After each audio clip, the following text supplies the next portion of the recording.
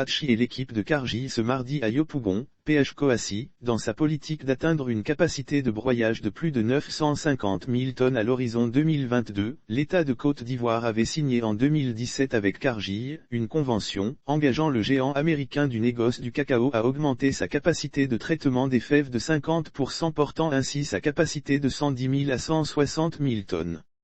Après plusieurs mois de travaux, c'est désormais chose faite. En reconnaissance de cette réalisation, le Premier ministre Patrick Hachi a officiellement inauguré l'extension de l'usine de broyage du cacao de Cargill, ce mardi après-midi à la zone industrielle de Yopougon, nord d'Abidjan. Il était accompagné de plusieurs membres du gouvernement dont Souleymane Diarra, ministre du Commerce et de l'Industrie.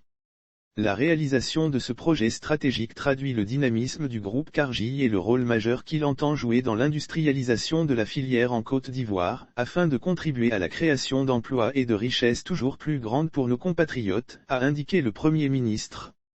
Le chef du gouvernement a réaffirmé l'action résolue du gouvernement dans la mise en œuvre du projet de société Côte d'Ivoire solidaire du président Alassane Ouattara, qui vise à faire du secteur privé la priorité nationale absolue du pays en vue de créer suffisamment de valeur ajoutée et d'emplois pour doubler à nouveau le PIB par habitant d'ici à 2030.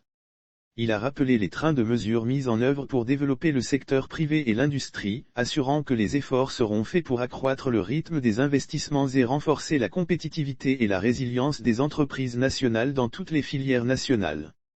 Je voudrais exprimer mes vives félicitations aux dirigeants de la société Cargill pour l'ambition industrielle qu'ils ont eue. Pour l'exigence qu'ils ont portée dans l'aboutissement de ce projet comme dans l'atteinte des objectifs de production fixés, a souligné Patrick Hachi. Le cacao est une filière de vie. Une filière qui doit ici en Côte d'Ivoire dans les prochaines années participer davantage à la vie de la nation, en étant mieux cultivée dans nos terres avec plus d'efficacité productive et plus de durabilité, a ajouté le Premier ministre. Avant lui, Souleymane Diarra, ministre du Commerce et de l'Industrie, a salué le respect des engagements pris par Cargill, incitant les autres acteurs à travailler afin d'avoir 100% de réalisation par rapport aux termes initiaux dans la convention. Harold Poelma, président de Cargill Cocoa et Chocolate, a rappelé que la modernisation de l'usine, qui comprenait des améliorations en matière d'infrastructure et de sécurité, a permis d'augmenter la production du site de 50%, créant ainsi près de 100 emplois locaux à temps plein et des centaines d'emplois indirects. Au total, l'usine emploiera désormais plus de 700 travailleurs. Avec cette extension, cette usine devient la plus grande usine de broyage de fèves de cacao au monde, a poursuivi le directeur, saluant les compétences des travailleurs issus de l'université de Grand Bassam et de l'INF de Yamoussoukro.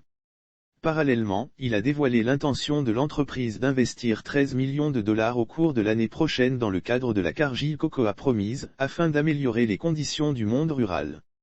Enfin, notons qu'en marge de la rencontre, l'équipe de Cargill emmenée par Harold Poelma a été reçue par la première dame Dominique Ouattara.